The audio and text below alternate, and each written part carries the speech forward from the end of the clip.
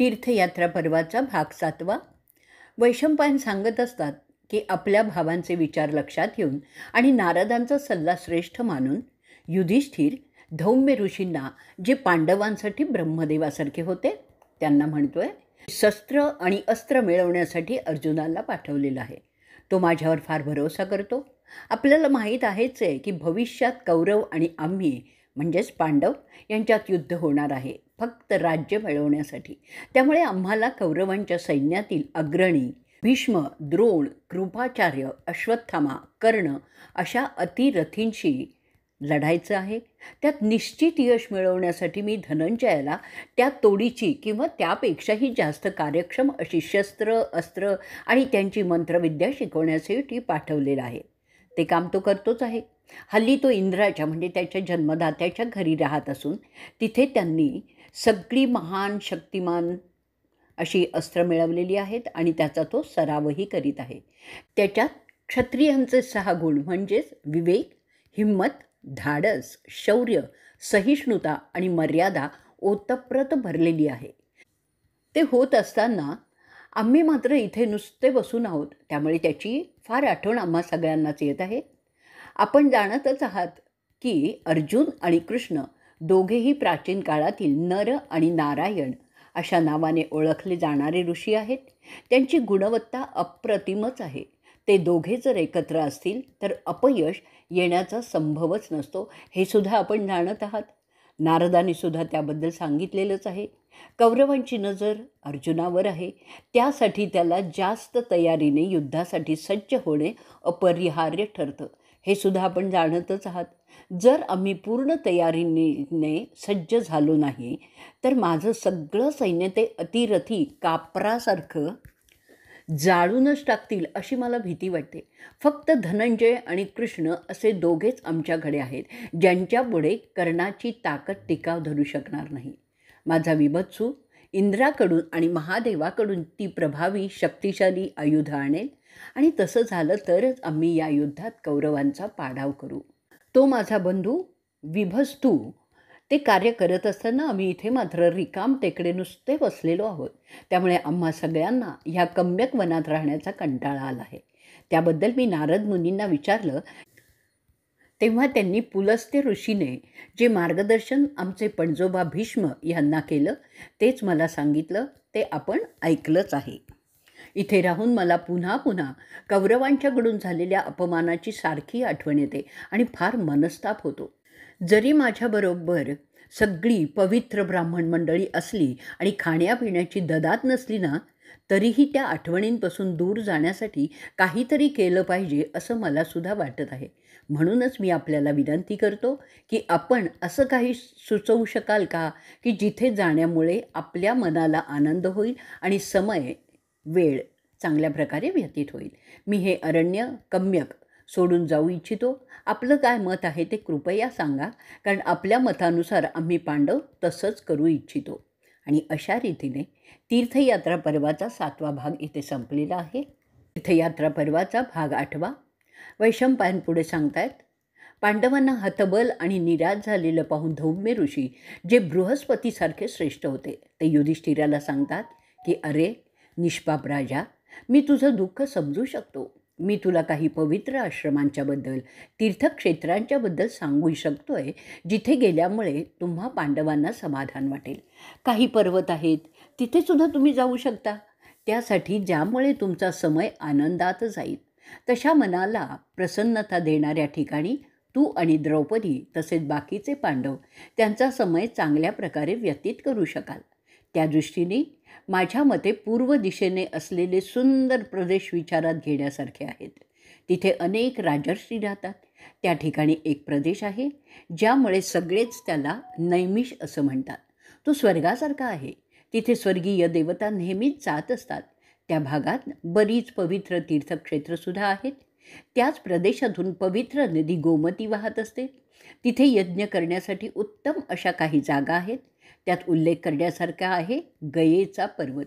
तिथे बरेच राजर्षी जात असतात तीर्थयात्रा करण्यासाठी. तिथे सूर्यासाठी यज्ञ करण्यासाठी म्हणून एक जागा आहे. त्या क्षेत्रात एक पवित्र सरोवर आहे आणि त्याचं नाव आहे ब्रह्मसर. त्याला राजर्षी फार मानतात.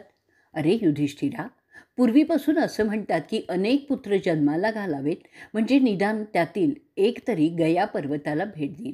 त्या तीर्थाला भेट देणाऱ्याला अश्वयज्ञ केल्याचं श्रेय मिळतं. त्याशिवाय मागच्या आणि पुढच्या 10 पिढ्यांचं कल्याण होतं. तिथे एक मोठी नदी आहे, तिला गयासीर असं म्हणतात. त्या ठिकाणी एक वडाचा वृक्ष आहे. ब्राह्मण त्याला अनादी अनंत वृक्ष असं मानतात. तिथे पितरांना दिलेला क्षिधा कायम पुरतो. त्या जागेतून एक नदी वाहते, त्याला फाल्गू नदी असं म्हणतात. तिचं पाणी पवित्र समजलं जातं. त्याशिवाय तिथे अजूनही एक जागा आहे, त्या जागेला कौशिकी असं म्हणतात. त्या परिसरात सदैव फुलं आणि फळांनी डवरलेले वृक्ष आहेत. तिथे मिळणारी कंदमुळं चवदारच असतात. तिथे विश्वामित्र त्यांची तपस्या करत असत. तिथेच त्यांना ब्राह्मणपद मिळालं. त्या परिसरातून गंगासुद्धा वाहते. त्या भागातील गंगेच्या तटांवर भगीरथाने अनेक यज्ञ केलेले होते. त्या यज्ञात त्याने मोठी मोठी दानं केली होती. धौम्य पुढे सांगतायत की पांचाल देशात एक वन आहे, त्याचं नाव आहे उत्पल. तिथे कौशिक वंशाच्या प्रसिद्ध राजा विश्वामित्राने त्याच्या पुत्रांसह यज्ञ केले होते. विश्वामित्रांचे अमानवी सामर्थ्य पाहून चकित झालेला जमदग्नींचा मुलगा राम त्याची स्तुती करतो. कम्यक वनात विश्वामित्र इंद्रांबरोबर सोमरस प्यायला होता. त्यानंतर त्याने क्षत्रिय वर्णाचा त्याग केला आणि स्वतःला तो ब्राह्मण सांगायला लागला. तिथे गंगा यमुना नद्यांचा संगमाचा भाग आहे. तिथे स्नान केल्यामुळे सर्व पापं धुतली जातात. आम्ही ऋषी फार त्याला मानतो. फार प्राचीन काळी ब्रह्मदेवांनी यज्ञ केलं होतं, म्हणून त्या भागाला प्रयाग असं नाव पडलं. या मार्गात अगस्त्य ऋषींचा आश्रम आहे. तो आश्रम ज्या वनात आहे त्याला तपसवन असं नाव आहे. तिथे अनेक ऋषी आणि राजर्षी नित्य यात्रा करीत असतात. तिथे एक श्रेष्ठ दर्जाचं तीर्थक्षेत्र आहे, त्याला हिरण्यविंद असं म्हणतात. ते तीर्थक्षेत्र कलंजारा पर्वतावर आहे. तो सगळाच प्रदेश अतिशय नयनरम्य आहे. वातावरणसुद्धा सदैव प्रसन्न करणारच आहे. त्या परिसरात आणखीन एक जागा आहे. तो डोंगर म्हणजे महेंद्र म्हणून प्रसिद्ध आहे. भृगुवंशातील राम त्या ठिकाणी यज्ञ करून गेलेला आहे. ब्रह्मसर सरोवरात भागीरथी शिरते. तिथे राहणारे लोक पुण्यप्रभावी आहेत.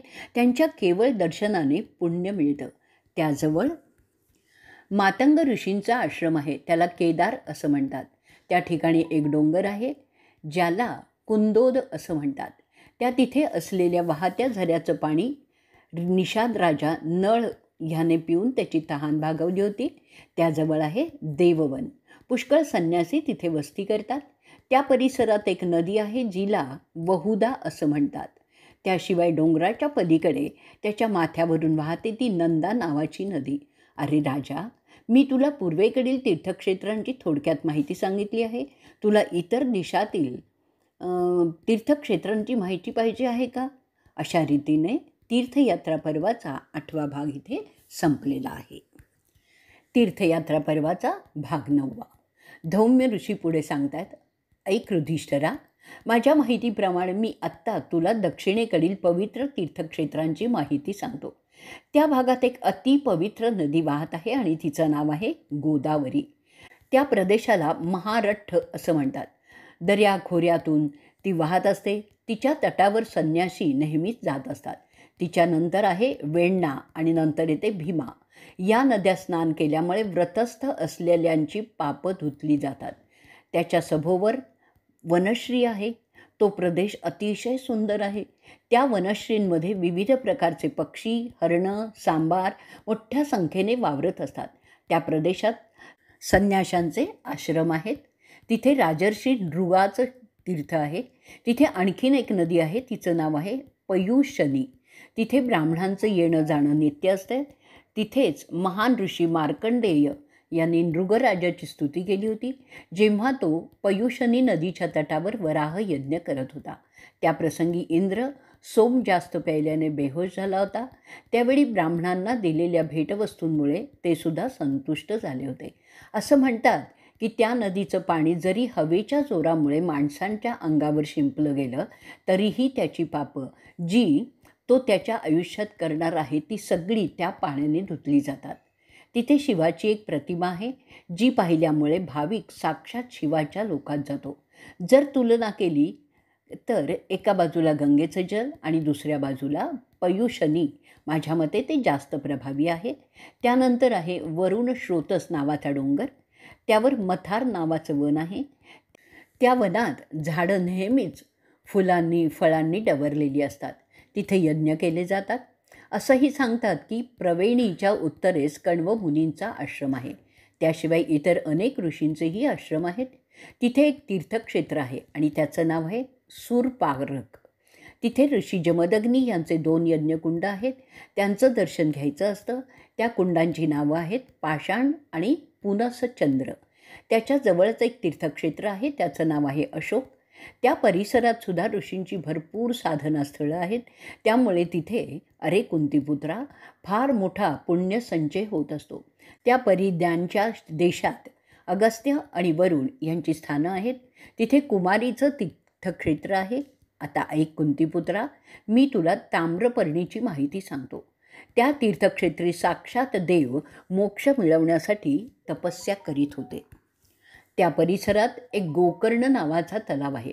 तो तलाव त्रैलोक्यात प्रसिद्ध आहे. तेथील पाणी फार थंड असतं. ते पवित्र आणि भाग्यकारक असतं. त्या पाण्याने अर्घ्य देण्याने मोठं पुण्य मिळतं. परंतु त्या तलावाजवळ जाणंच मोठं दुरापास्त असतं. जर तुम्ही पुण्यवान नसाल तर तिथवर तुम्ही पोचूच शकत नाही. त्याजवळ एक तीर्थक्षेत्र आहे जे अगस्त्यांच्या शिष्याचं आहे. त्याला देवसभा असं म्हणतात. तिथे घनदाट वनश्री आहे. फळांची आणि कंदमुळांची रेलचेल आहे. त्यामुळे तिथे साधक ध्यान साधना करण्यासाठी मोठ्या संख्येने जातात.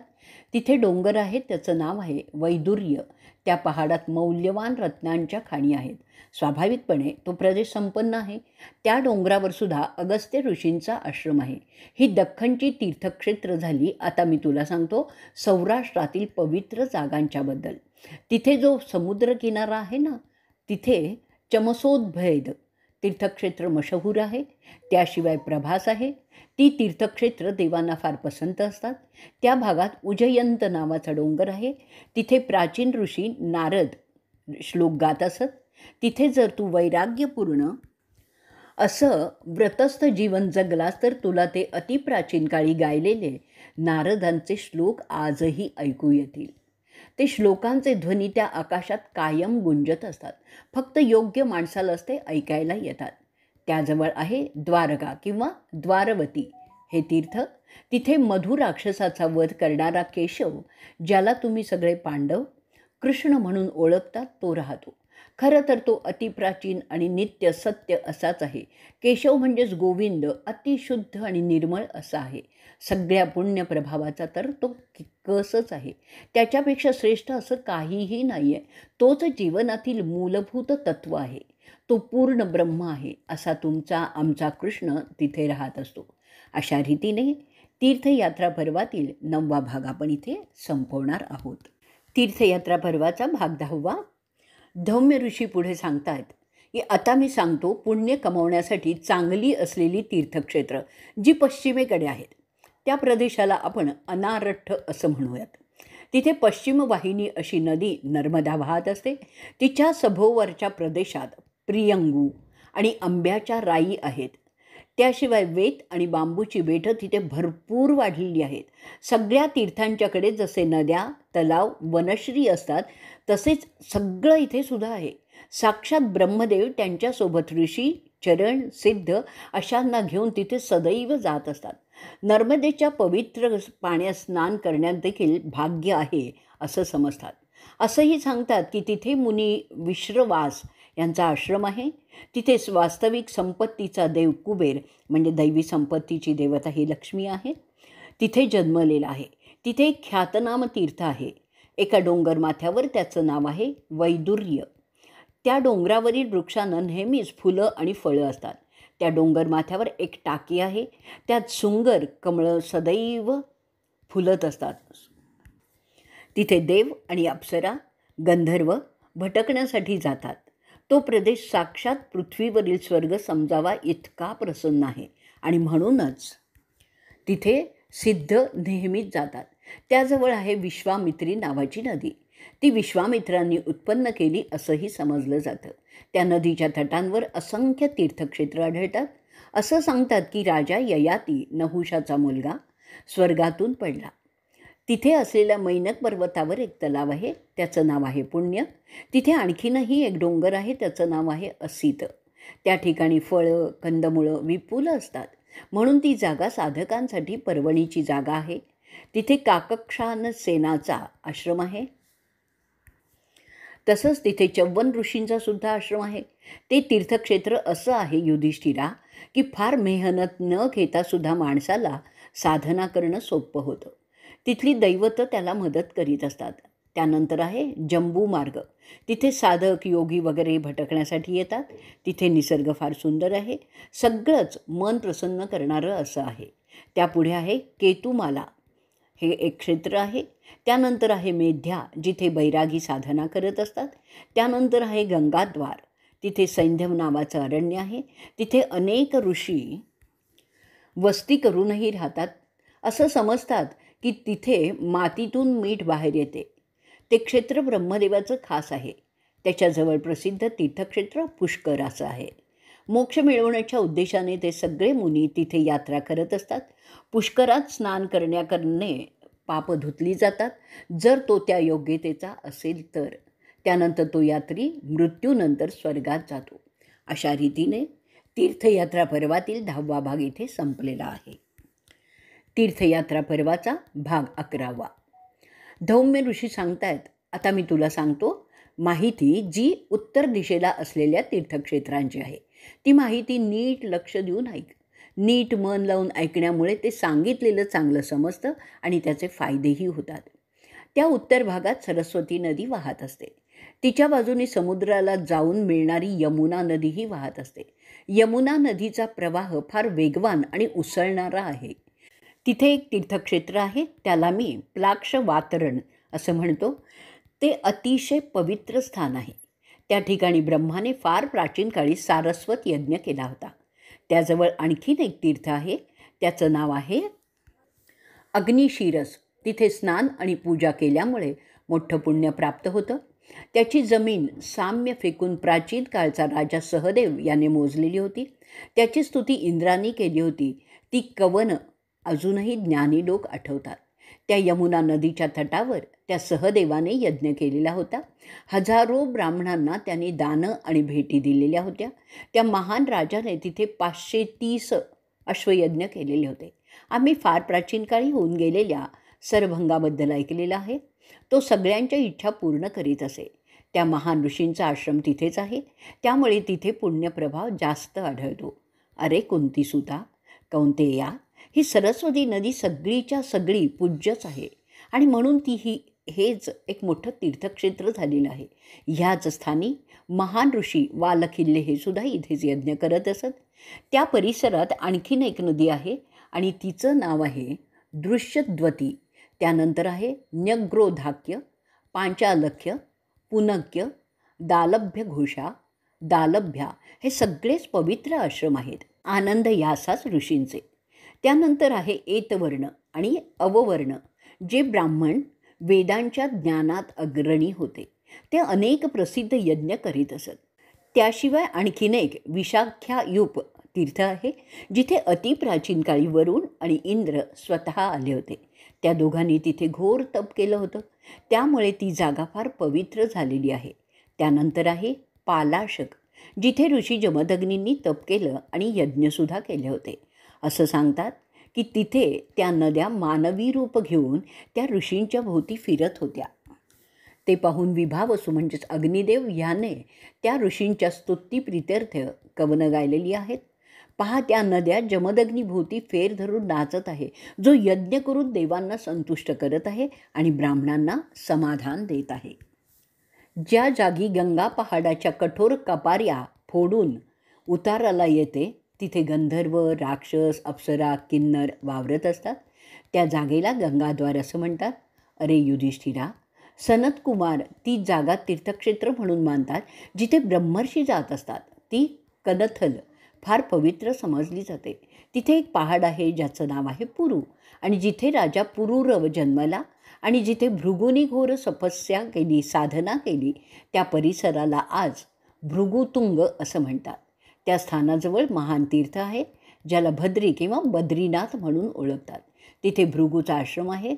अरे कौंतेया, जो भूत आहे, वर्तमान आहे आणि भविष्यसुद्धा आहे असा नारायण आणि विष्णू, जो अनंत आहे, जो उत्तम पुरुष म्हणून समजला जातो, जो सदैव महत्त्वाचा असतो, तो या भद्रीकडे असतो असं सांगतात. हल्लीचा गंगेचा प्रवाह थंड आहे. पूर्वी तो ऊन होता किंवा उष्ण होता. त्या गंगेच्या किनाऱ्यावर सोन्याची वाळू होती. तेव्हा ते श्रेष्ठ ऋषी नारायणाला भेटले आणि त्यांच्या विनंतीमुळे ते पाणी थंड झालं आहे. नारायण सर्व देवात श्रेष्ठ आहे. तो या तीर्थात राहत असतो. नारायण जो जगाचा आत्मा आहे, जो सर्व पुण्यांचा कस आहे, जो सगळ्या योग्यात श्रेष्ठ आहे, जो अनादी आहे, जो अनंत आहे आणि जो अनादी अनंत आहे, जो ह्या जगाचा कर्ता आहे, त्राता आहे, विधाता आहे, ज्याच्या भोवती सगळे ज्ञानी ऋषी यात्रा करतात, तो ह्या प्रदेशात आहे. समजलं का पांडवा? नारायण ही अति प्राचीन देवता आहे. विश्वाच्या निर्मितीच्या आधीपासून ती आहे आणि म्हणूनच हे तीर्थ सर्वात जास्त महत्त्वाचं ठरतं.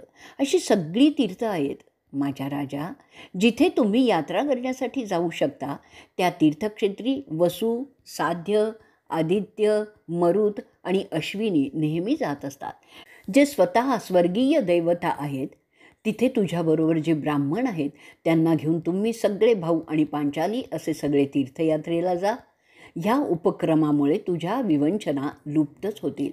अशा रीतीने तीर्थयात्रा पर्वातील 11वा भाग इथे संपलेला आहे.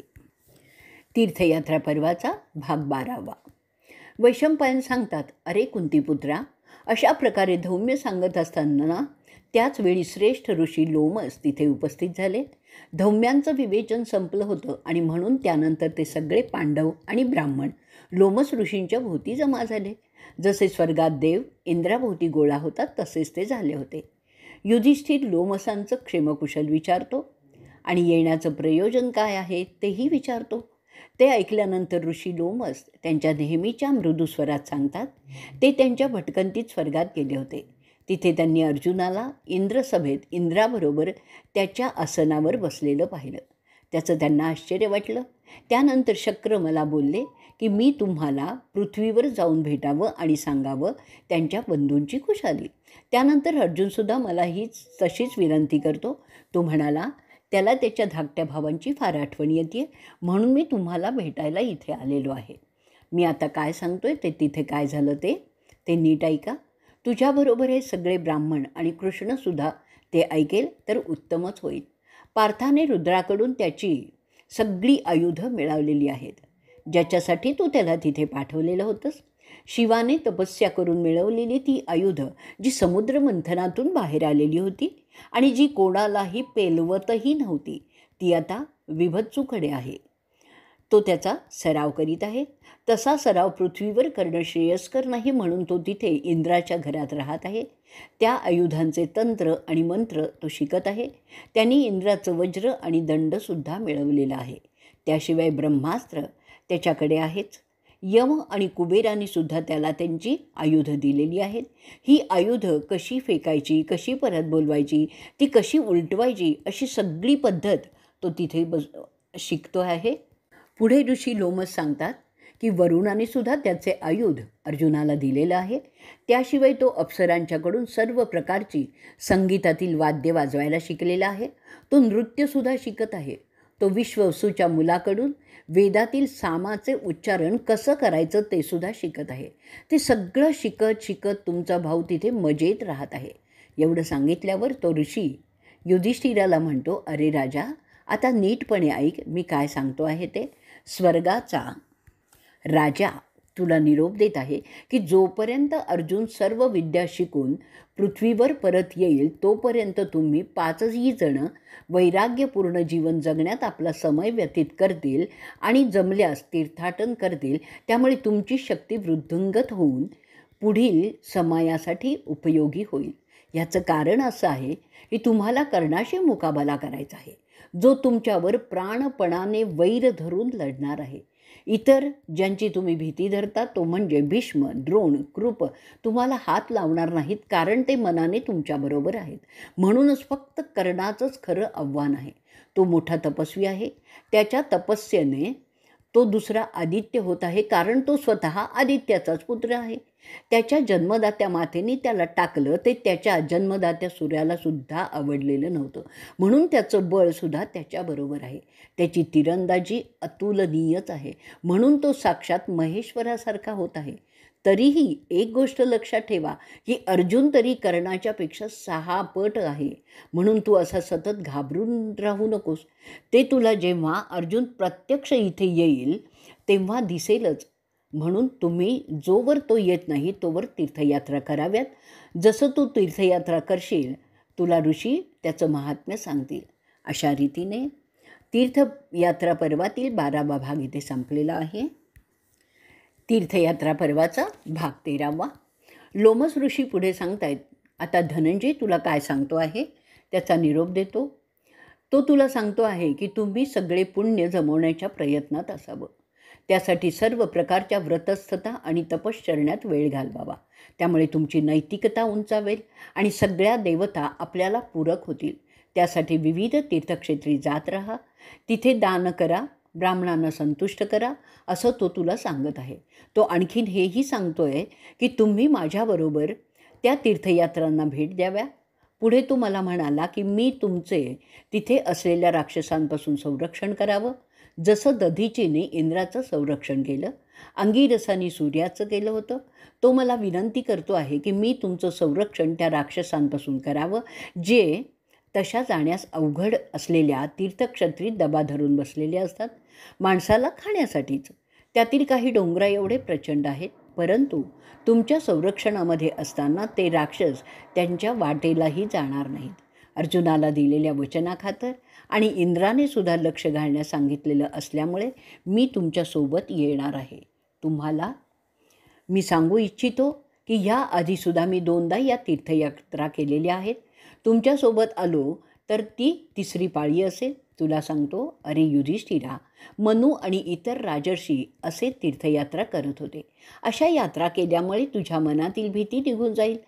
एक लक्षात घे रे कौंतेया, जे पापप्रवृत्तीचे असतात ना, ज्यांची मनं बेताल म्हणजे चंचल असतात, जे मूर्ख अडाणी असतात, जे तीर्थक्षेत्री स्नान करत नाहीत, ज्यांना नैतिकतेचं भान नसतं, ज्यांना घटनांचं गांभीर्य समजून वागण्याची अक्कल नसते, असे लोक तीर्थयात्रा करूनही त्याचा फायदा करून घेऊ शकत नाही. परंतु तुमची बाब तशी नाही आहे. तुमच्यात ह्या प्रकारचा एकही दोष नाही आहे. म्हणून तुम्ही तीर्थयात्रा केल्यास त्याचा उपयोग पुढील कार्यात जे पुण्य पाहिजे ते मिळवण्यासाठी होईल. ह्या यात्रांमुळे जसा भगीरथाने किंवा ययातीने स्वतःचा उद्धार करून घेतला तसाच तुझा पण होईल. हे ऐकल्यावर युधिष्ठिर सांगतोय, हे तुमचं उत्तेजक बोलणं ऐकून मला उत्साह आलेला आहे. तुम्हाला मी माझा आनंद सांगूच शकत नाही. ज्याच्याबरोबर दैवी सामर्थ्य असलेले ऋषी सोबत येत आहेत त्याच्यासारखा भाग्यवान कोण बरं असेल. ज्याचा भाऊ धनंजय आहे, जो दुसरा इंद्रच आहे. आपल्याला सांगतो, धौम्यांच्या सांगण्यानंतर माझा निश्चय झालेला आहे की आपण सगळे तीर्थयात्रेला निघालंच पाहिजे. पुढे तो म्हणतोय, अहो ब्रह्मज्ञांनी, तुम्ही ठरवा केव्हा निघायचं आहे, म्हणजे त्याप्रमाणे आपण तयारीला लागू. आपण आता सगळेच तीर्थयात्रेला निघायचं आहे. वैशंपायन पुढे बोलत आहेत. ते झाल्यानंतर ऋषी लोमस युधिष्ठिराला सांगतात, अरे राजा, जास्त सामान घेऊ नकोस. अशा यात्रेत कमीत कमी भार असावा. आम्ही ऋषी मुनी काहीच न घेता निघतो, पण तू तुझ्या सगळ्या परिवारासह निघाला आहेस, तेव्हा थोडंच पण अति आवश्यक एवढेच जिन्नस बरोबर घेऊन निघ. त्यामुळे त्या जिकिरीच्या प्रवासात पुढे त्रास होणार नाही. आम्हा वैराग्यांना उपाशी राहण्याची सवय असते, तशी तुझ्याबरोबर येणाऱ्या पोटभर खाणाऱ्या ब्राह्मणांना झेपेल का ते सुद्धा पाहावं. ज्यांना झेपणार नाही आहे त्यांना शक्यतो बरोबर नेऊ नकोस. यात्रा ही शारीरिक सोशिकपणाची परीक्षा असते. त्यात जे यशस्वी ठरतील तेच तुझ्याबरोबर घे. त्याशिवाय विविध ऋतूंचे नखरे देखील सोसावे लागतात. थंडीत थंडीचा, उन्हाळ्यात उष्णतेचा, पावसाळ्यात पावसाचा, असा सगळाच त्रास कोणतीही तक्रार न करता सहन करणारेच यात्रा करू शकतात.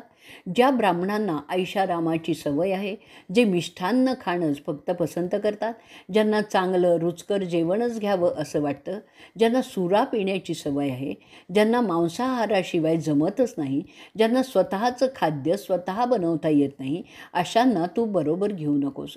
त्याचप्रमाणे आत्तापर्यंत जे नागरिक तुझ्याकडे इमानदारी म्हणून राहत होते, त्यांना तू आत्तापर्यंत पोसत होतास, त्यांना आता तू परत धृतराष्ट्राकडे जाण्यास सांग. असे लोक तीर्थयात्रेसाठी योग्य नसतात. परंतु जर धृतराष्ट्राने त्यांना घेण्याचं नाकारलं, कारण ते तुला मानतात, तर त्या लोकांना तू पांचालाकडे जाण्यास सांग. धृष्टद्युम्न त्यांना सांभाळून घेईल. वैशंपायन बोलत असतात. त्याप्रमाणे जे यात्रेच्या दृष्टीने व्यर्थ ठरले, त्यांना यात्रेला न्यायचं नाही असं ठरलं.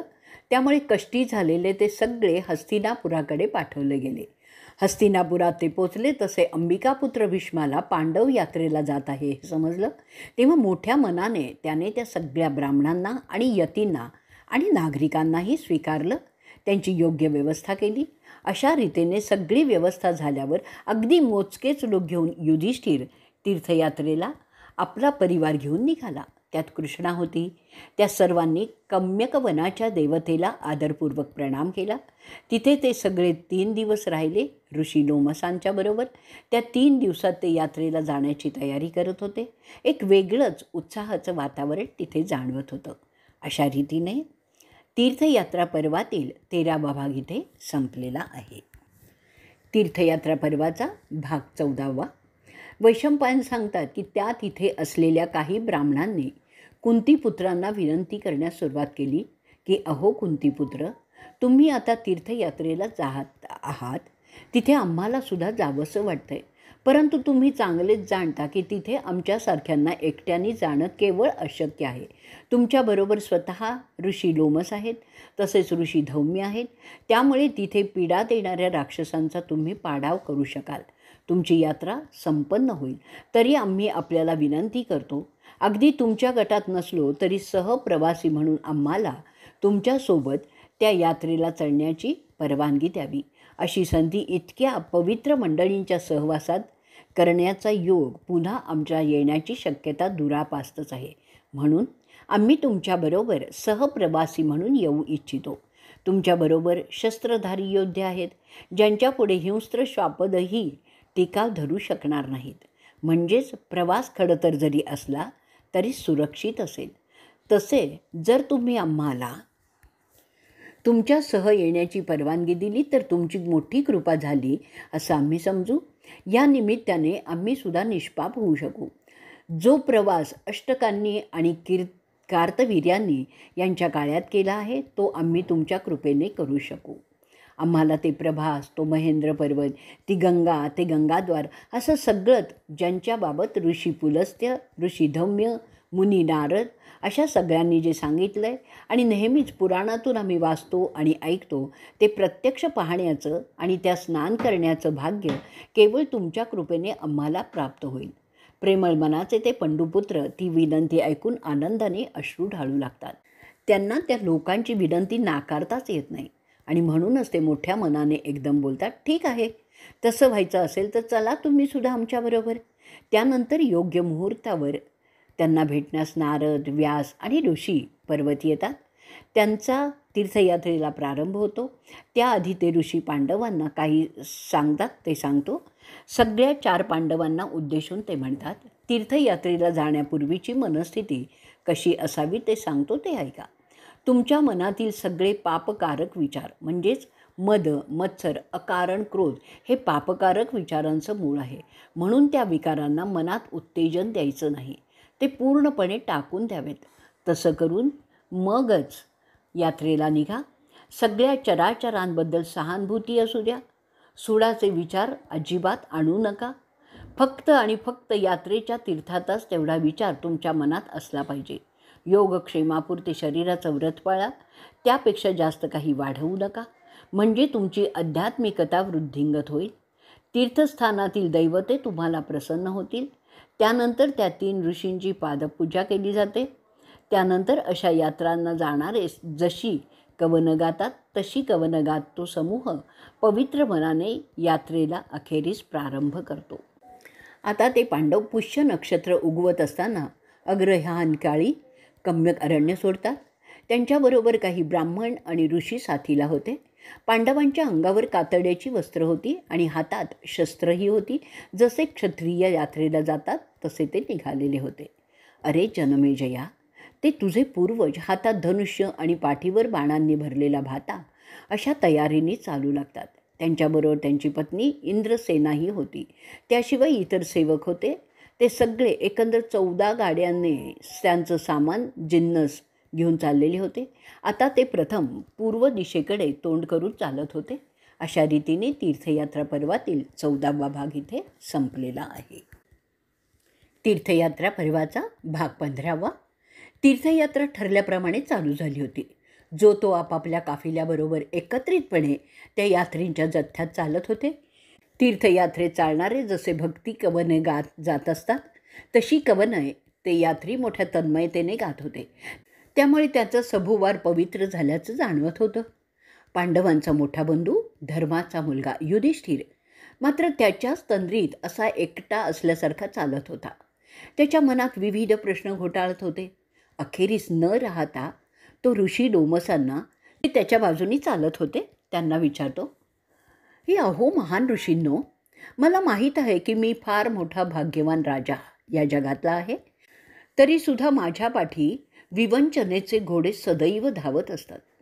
कधी मला वाटतं जरी प्रत्यक्ष भगवान माझा साथी असला, सगळे ऋषी माझ्याबरोबर असले, सगळी नैतिकता माझ्याबरोबर असली, मी सत्वशील व्रतस्थ असं सदैव पुण्यकारक जीवन जगत आहे. अनेक ब्राह्मणांचे शुभ आशीर्वाद सदैव माझ्यासाठीच असले तरीही दुर्दैवसुद्धा माझ्या पाठी हात धुवून लागल्यासारखं का आहे ते मला समजत नाही. त्या उलट असे कोणतेही उत्तम गुण नसलेले माझे चुलत भाऊ सदैव पापाचरण करत असताना दुष्ट कारवाया करण्यात धन्यता मानत असलेले आणि त्यात बुडलेले असे असूनही ते कोणत्याही विवंचनेत सापडलेले सत्कृत दर्शनी जरी दिसत नाहीत. ते मात्र मजेत राज्यभोग भोगत आहेत असं विरोधाभासाचं दर्शन मला होत आहे. त्यामुळे माझ्या मनात गोंधळ उडालेला आहे.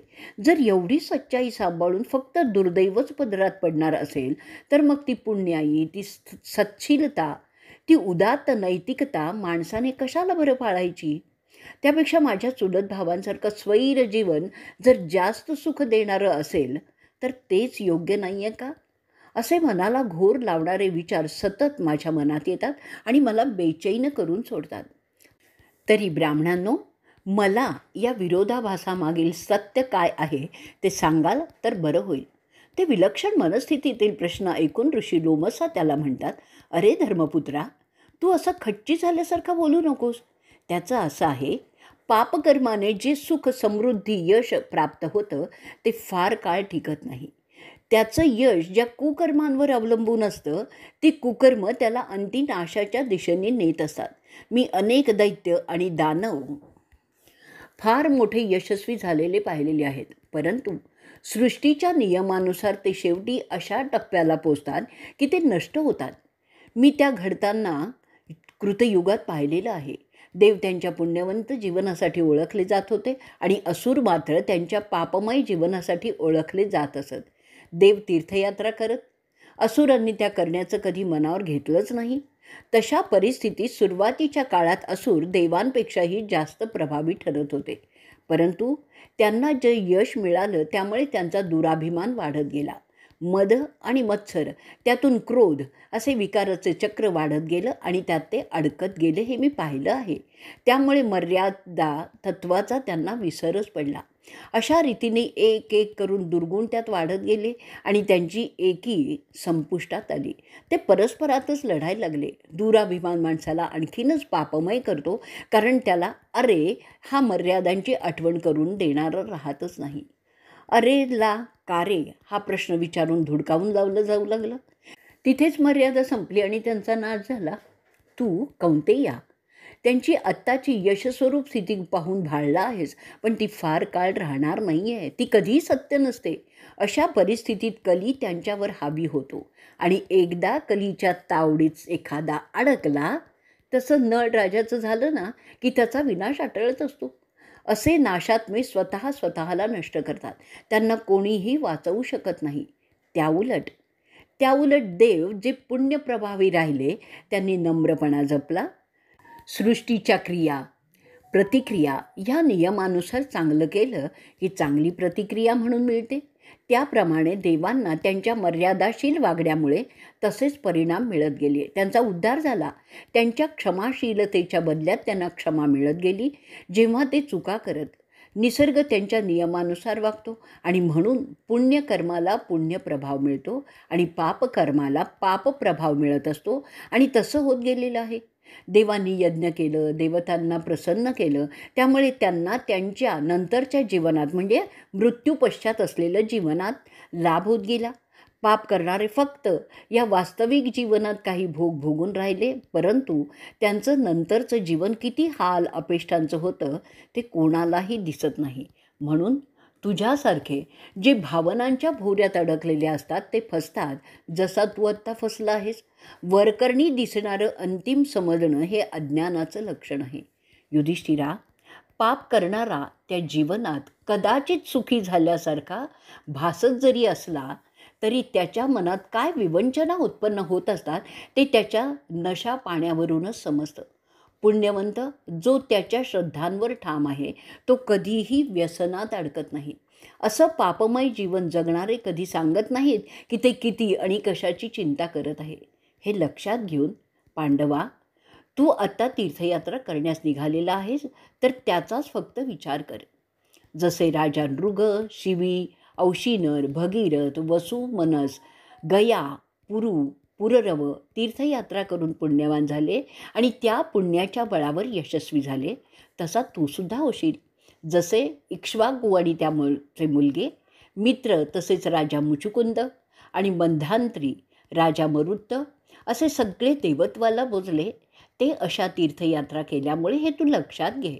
त्या तीर्थातील पाण्याच्या स्पर्शाने आणि सत्वशील वृत्ती जोपासल्यामुळे सृष्टीतील देवता ज्या हे जग चालवत आहे त्या तुला मान्यता देतील आणि जेव्हा त्या तसं तुला मानतील तुझे अनेक प्रश्न सोपे होतील. अरे कौंतेया, माणसाला त्याच्या गतकर्माचे हिशोब या जन्मात चुकते करावे लागतात. त्याप्रमाणे गोष्टी आपल्या जीवनातही होत असतात. त्यांचा विचार तू करत नाही आहेस.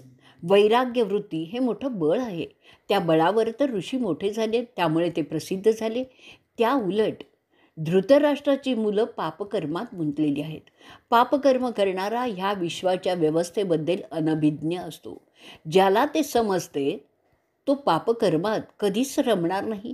कारण अरे राजा युधिष्ठिरा, पापकर्माची व्यवस्था माणसाला फसवण्यासाठीच योजलेली आहे. जो त्यात फसला तो ह्या खेळात हरला असं तू समज. युधिष्ठिरा, तुला केवळ हे राज्य परत मिळवायचं आहे एवढंच नाही, तर मोक्ष जिंकायचा आहे, जे सर्वात जास्त महत्त्वाचं आहे. तुझे चुलत भाऊ जे जिंकल्याचा भास तुला होत आहे ते दैत्यांच्या प्रमाणे बर्बाद झालेलं तू पाहशील. अशा रीतीने तीर्थयात्रा पर्वातील 15वा भाग इथे संपलेला आहे.